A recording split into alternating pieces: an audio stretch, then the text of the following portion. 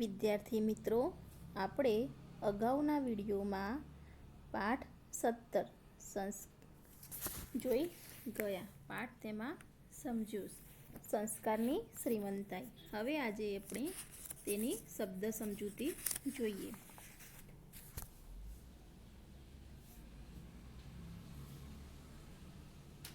આસમાની એટલે આકાશ જેવા ભૂરા રંગનું. અલકાપુરી સ્વર્ગ. પુત્રવધુ તો પુત્રની પત્ની. વૈભવી તો વૈભવ વાળું. વિધાતા તો બ્રહ્મા. વિપત્તિ તો દુઃખ આફત. ફટકો પડવો તો નુકસાન થવું. શુદ્ધા તો સહિત સાથે. અતિશયોક્તિ હોય તેના કરતાં વાત વધારીને રજૂ કરવી. અંચળો કશુંક છુપાવવા માટેનું ઓઢણ. ઔદાર્ય ઉદારતા. અમીરી શ્રીમંતાઈ. અગવડ સાવ જરૂરી હોય તેવા સાધન ન હોય તે. બુઢ્ઢો ઘરડો માણસ. અવસ્થા અહીં અવસ્થા એટલે ગળપણ. વિલાવવું કરમાવું. કરુણા દયા. પરાજિત થવું હારી જવું. ઝૂકી જવું તો નમી જવું. શીળું તો ઠંડુ. રંજ તો દુઃખ દિલગીરી થવી. સંપત્તિ ધન દોલત પુરુષાર્થ.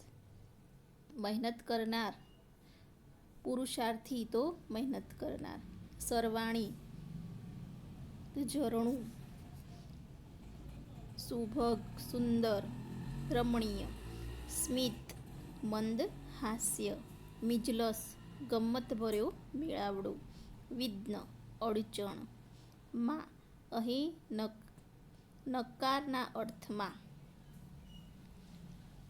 ઘસી નાખવું એટલે ખૂબ કામ કરવું. ઝંખના આતુરતા સાથે વારંવારની ઈચ્છા. વારંવારનું સ્મરણ. પતન તો પડતી. સંવાદિતા એકરાગ સહમતિ. સાહેબી તો સમૃદ્ધિ. હવે આપણે રૂઢિપ્રયોગ જોઈશું.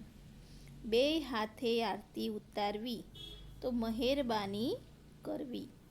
પાણીના રેલા માફક વહી જવું. ઝડપથી નાશ પામવું. સોનાના પારણામાં ઝૂલવું. વૈભવ કે શ્રીમંતાઈમાં ઉછરવું. ફટકો પડવો પરાજિત થવું ઘસી નાખવું. ભાષા સજ્જતા જોઈશું. આ વાર્તામાં ગુજરાતી ભાષા ઉપરાંત બીજી ભાષાઓના શબ્દોનો ઉપયોગ થયો છે. તે તમારા ધ્યાનમાં આવ્યું હશે. જેમ કે અંગ્રેજીમાં ડૉક્ટર પાર્ટી અને ક્લબ. અરબી મિજલસ નસીબ અને નસીબદાર. ફારસી ભાષામાં જિંદગી ચશ્મા ચીજ. ભાષાના શબ્દોનો ઉપયોગ થયો છે. સંસ્કૃત અને અન્ય ભારતીય ભાષાના અનેક શબ્દો ગુજરાતી ભાષામાં વપરાય છે. અન્ય ભાષાના શબ્દો કાં મૂળરૂપે તત્સમ ગુજરાતીમાં આવે છે, કાં પરિવર્તન પામીને તદ્ભવ સાથે આવે છે. સંસ્કૃત ભાષાના અસંખ્ય શબ્દો ગુજરાતીમાં મૂળ રૂપમાં પણ વપરાય છે, તેમજ તેમના પરિવર્તન પામેલા રૂપો પણ વપરાય છે. જેમ કે સંસ્કૃત શબ્દો આપણે જોઈએ. તત્સમ અને તદ્ભવ. ધર્મ સૂર્ય. હસ્ત કર્મ અને વર્ષ. તો ધર્મ તો તદ્ભવમાં ધરમ. સૂર્ય સૂરજ. હસ્ત હાથ. કર્મ કરમ. વર્ષ તો વરસ.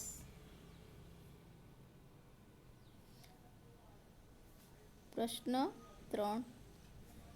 ચિંતનાત્મક પંક્તિઓમાં રજૂ થયેલા વિચારને કે બોધભાવને પકડી અને વિસ્તારપૂર્વક વર્ણવવામાં આવે તેને વિચાર વિસ્તારની પ્રવૃત્તિ કહેવાય. વિચાર વિસ્તાર કરતી વખતે ધ્યાનમાં રાખવાની બાબત વિશે જાણીએ. વાંચવું અને વિચારવું એ વિચાર વિસ્તારની પાયાની બાબત છે. સૌ પ્રથમ આપેલી પંક્તિઓને ધ્યાનપૂર્વક વાંચવું. એમાં ક્યાંય વિરામચિહ્નો હોય તો એ પ્રમાણે ત્યાં અટકીને વાંચવું. શબ્દનો અર્થ સમજવાનો પ્રયત્ન કરતા જઈ પંક્તિઓના મુખ્ય વિચારને તારવવું એ વિચાર વિસ્તારની અગત્યની બાબત છે. પંક્તિ કે પંક્તિઓમાંથી સાદો અર્થ સમજાય પછી એમાંથી પ્રગટતા અન્ય અર્થો, સૂચિતાર્થો કે ગૂઢાર્થોને સમજવાનો પ્રયત્ન કરીએ અને એમાં કેવો બોધ છે તે તારવવો. પંક્તિના મુખ્ય વિચારને સમજવા એને અનુરૂપ અન્ય એવી પંક્તિઓ, દ્રષ્ટાંતો, રૂઢિપ્રયોગો કે કહેવતો વગેરે શોધો. સામાન્ય રીતે વિચાર વિસ્તાર કે અર્થ વિસ્તારના લેખનને આપણે 3 ફકરામાં લખવું જોઈએ. પ્રથમ ફકરામાં એના મુખ્ય વિચારની, બીજા ફકરામાં એ પંક્તિની વિગતો દ્રષ્ટાંતો સાથે વર્ણવી, છેલ્લા અને ત્રીજા ફકરામાં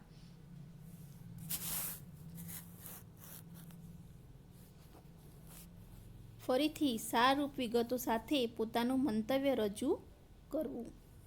છેલ્લે તૈયાર કરેલા લેખનને એકવાર ફરીથી વાંચી લેવું જોઈએ અને એમાં કાંઈ ભાષાકીય ભૂલો રહી ગઈ હોય તો તે સુધારી લેવી જોઈએ.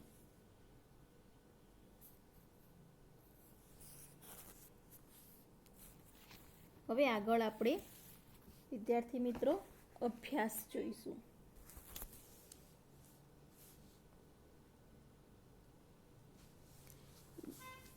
નીચેના દરેક પ્રશ્નના ઉત્તર માટે આપેલા વિકલ્પોમાંથી સાચો વિકલ્પ પસંદ કરી સામેના ચોરસ ખાનામાં દર્શાવો.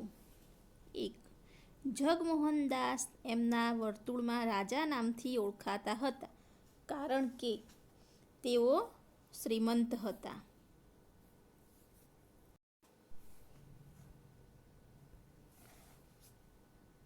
જગમોહનદાસ બંગલો વેચી લાકડાના મકાનમાં રહેવા ગયા કારણ કે કેમ ગયા હતા લાકડાના મકાનમાં? તો સટ્ટામાં ફટકો પડતા તેમણે આર્થિક નુકસાન થયું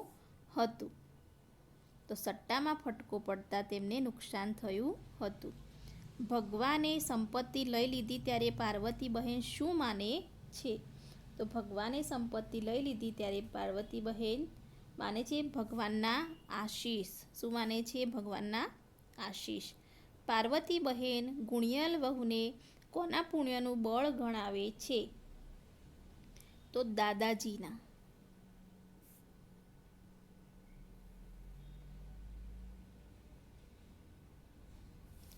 પ્રશ્ન 2. નીચેના પ્રશ્નોના ઉત્તર આપો. જગમોહનદાસ શાનો વેપાર કરતા હતા? તો અહીંયા જવાબ હતા. એકવાર એમને માથે કેવું સંકટ આવી પડ્યું? તો જગમોહનદાસ સટ્ટાનો ધંધો કરતા હતા. એકવાર એમના માથે ભયંકર સંકટ આવી પડ્યું. એમને સટ્ટાના ધંધામાં ખૂબ જ મોટું નુકસાન થયું.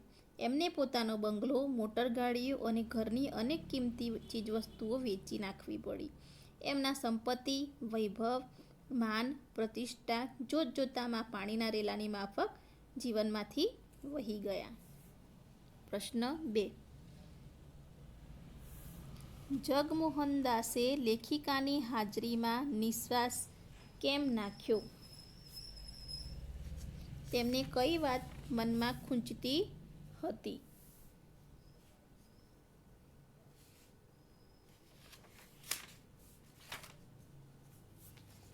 તો તેના જવાબમાં મિત્રો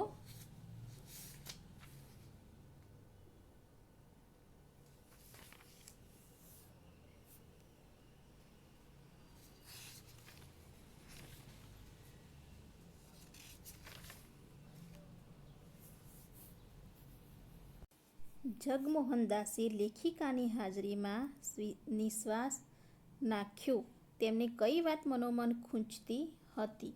તો દાદા દયાળજીભાઈએ દર્શનાની હાજરીમાં હળવો નિશ્વાસ નાખ્યો, કારણ કે સુખ સાહેબીમાં જેમણે કશું જ કામ નહોતું કર્યું એવી પાર્વતી, પ્રીતિ, ઉત્પલ્લા ઉત્સાહથી કામ કરવા લાગી ગયા, પરંતુ તેઓ એમની વૃદ્ધાવસ્થાને કારણે કંઈ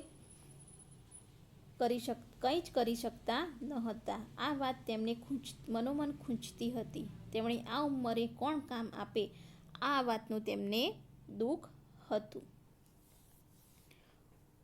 સુમોહનને કઈ વાત કટતી હતી, તેણે લેખિકાને શું કહ્યું?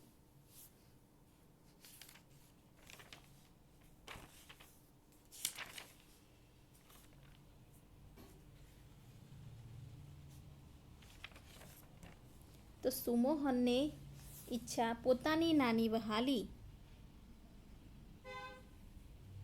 બહેન પ્રીતિને ડૉક્ટર બનાવી અમેરિકા આગળ ભણવા મોકલવાની હતી, પણ હવે એ પરિસ્થિતિ રહી ન હતી. એ વાત તેને કટતી હતી. તેણે દર્શનાને કહ્યું કે પ્રીતિ ભણવામાં એના કરતાં હોશિયાર છે. એને મનમાં એમ હતું કે તે બહેનને ઊંચામાં ઊંચી કેળવણી અપાવશે, પણ હવે સ્થિતિ બદલાઈ ગઈ છે. પોતાને જે સગવડ મળી તે હવે બહેનને મળે તેમ નથી.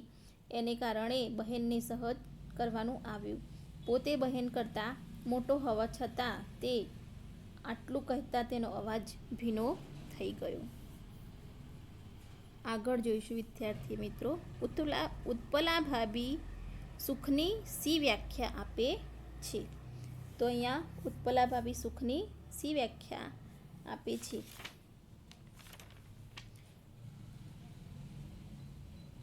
ઉત્પલા ભાભીએ સુખની વ્યાખ્યા આપી નથી. તેમને શેમાં આનંદ મળે છે તેની વાત કરે છે. આ પરિસ્થિતિને ઉત્પલા ભાભીએ હસતે મુખે સ્વીકારી લીધી છે. બંગલા, મોટરગાડી, પાર્ટી, ક્લબ અને મિડલ્સમાં જે સુખ મળે છે એના કરતાં ઘરકામ કરવામાં અને રાત્રે પતિ સાથે બે ઘડી વાતો કરવામાં વધુ આનંદ મળે છે. તેને ઘરકામ કરવાની ફાવટ નથી, પણ તેને અફસોસ નથી. તે આશાવાદી છે. તેને ખાતરી છે કે થોડા સમયમાં કામની ફાવટ આવી જશે.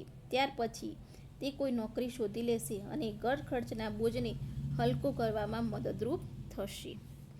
પોતાને મળેલી ગુણિયલ વહુને પાર્વતીબહેન કોના પુણ્યનું બળ ગણાવે છે? તો પોતાને મળેલી ગુણિયલ વહુને પાર્વતીબહેન દાદાજીના પુણ્યનું બળ ગણાવે છે. લેખિકા જેને કર્તવ્ય ભાવના કહે છે એ પ્રીતિને મન શું છે, શા માટે? તો લેખિકા જેને કર્તવ્ય ભાવના કહે છે એ પ્રીતિને મન શ્રીમંતાઈ છે, કારણ કે સાચી શ્રીમંતાઈ સંસ્કારની શ્રીમંતાઈ છે.